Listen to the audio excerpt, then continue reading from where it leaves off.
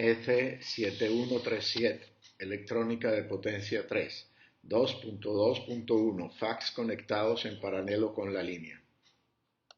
Controladores fax conectados en paralelo con la línea. Los fax tipo paralelo pueden comportarse como reactancias variables o como fuentes de corriente con amplitud, frecuencia y fase controlada. La lámina presenta el símbolo que designa a los controladores fax conectados en paralelo con una línea de transmisión eléctrica en los esquemas unifilares. En la práctica, los fax que se consideran son trifásicos. El objetivo de la compensación en paralelo es adecuar las características eléctricas intrínsecas de la línea de transmisión para adecuarlas a la demanda efectiva, manteniendo el voltaje de la línea equilibrado frente a los cambios en la carga. Las cargas livianas hacen que la tensión en la línea tienda a aumentar, lo que se compensa conectando una inductancia en paralelo. Las cargas pesadas tienden a reducir el voltaje de la línea, lo que se compensa conectando un condensador en paralelo.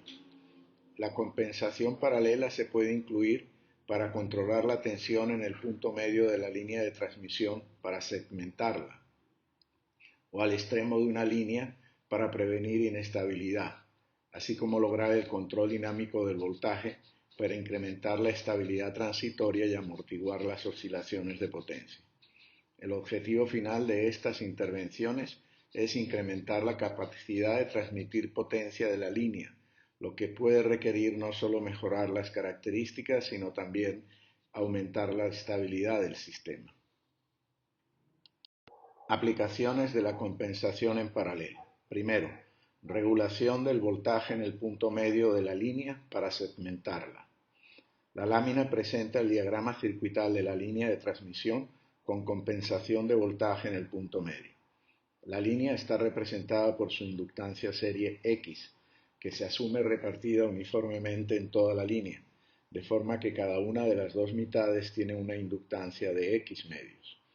El compensador se representa por la fuente B sub M, conectada en paralelo en el punto central de la línea, con la misma magnitud de los voltajes de principio y fin de la línea. B sub M igual a B sub S igual a B sub R igual a B. En estas condiciones, el compensador efectivamente segmenta la línea en dos partes independientes. El primer segmento, de impedancia X medios, traslada energía desde el punto emisor hasta el punto medio, y el segundo segmento, con una impedancia X medios, traslada energía desde el punto medio hasta el extremo receptor.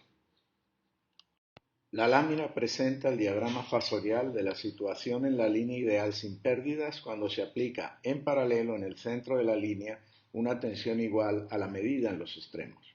En estas condiciones, la potencia transmitida es el doble de la potencia real transmitida por la línea sin segmentar, pero la potencia reactiva requerida para lograr esto aumenta rápidamente tanto en el punto central como en los extremos. La figura presenta las variaciones de la potencia real transmitida, P sub P, y la potencia reactiva requerida, Q sub P, en función del ángulo delta, que indica la posición angular en la línea de la fuente del voltaje de compensación en comparación con la potencia transmitida en la línea sin compensar, P.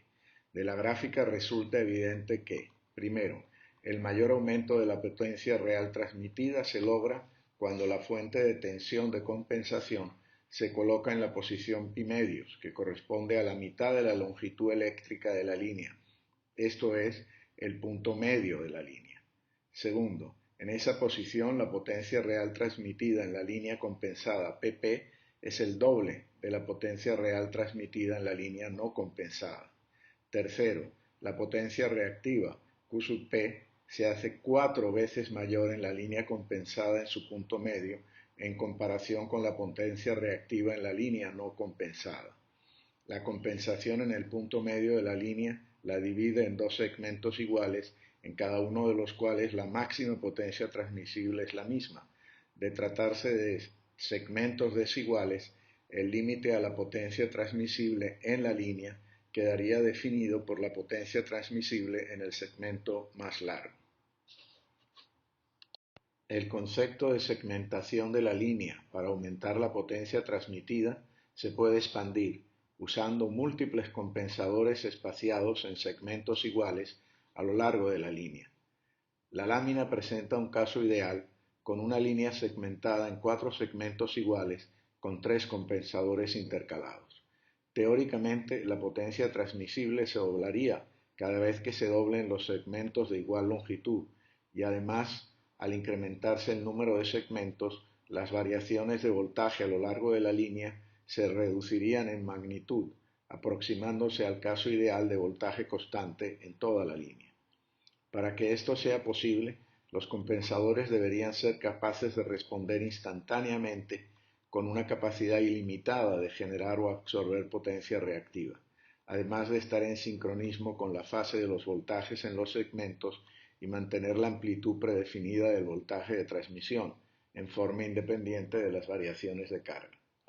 Un sistema así tiende a ser demasiado complejo y posiblemente demasiado costoso para ser práctico, especialmente si además se consideran los requerimientos de estabilidad y confiabilidad frente a las posibles contingencias. Sin embargo, el beneficio logrado con la aplicación de una forma limitada de fraccionamiento de línea mediante compensadores paralelos ha sido demostrado en la línea de transmisión de 600 millas a 735 kilovoltios con capacidad para 12.000 megavatios de Hydro-Québec entre el complejo hidroeléctrico de James Bay y la ciudad de Montreal.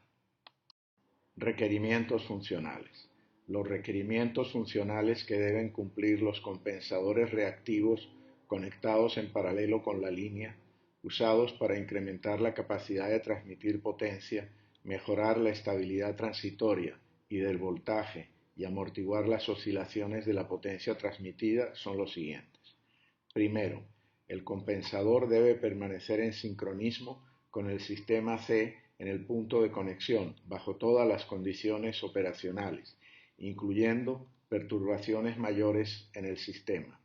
Si se pierde el voltaje temporalmente debido a una falla cercana, el compensador debe ser capaz de recuperar el sincronismo cuando la falla se limpie. Segundo, el compensador debe de ser capaz de regular el voltaje de la línea para mantenerlo fijo y mejorar la estabilidad transitoria o de amortiguar las oscilaciones de potencia de acuerdo con las prioridades relativas según lo requieran las condiciones operativas. Métodos para generar potencia reactiva para los compensadores. Primero, mediante la conexión fija o variable de impedancias físicas. Un condensador genera potencia reactiva y una inductancia fija o saturable la consume cuando se conectan al sistema C. Estas impedancias físicas se pueden conectar a las líneas mediante contactores manuales o electromecánicos o mediante conmutadores electrónicos de estado sólido, usualmente tiristores, que pueden ser operados en modo todo o nada o modulando el tiempo de conducción. Segundo, mediante máquinas sincrónicas rotatorias sobre o subexcitadas. Tercero, mediante conversores electrónicos tipo inversores, capaces de sintetizar señales AC controladas en amplitud, frecuencia y fase. Estas notas solo consideran los FACs paralelos implementados en base a reactancias físicas conectadas mediante conmutadores de estado sólido y los implementados en base a convertidores electrónicos por ser los únicos que tienen velocidades de respuesta que permiten ejercer control de la línea de transmisión en tiempo real.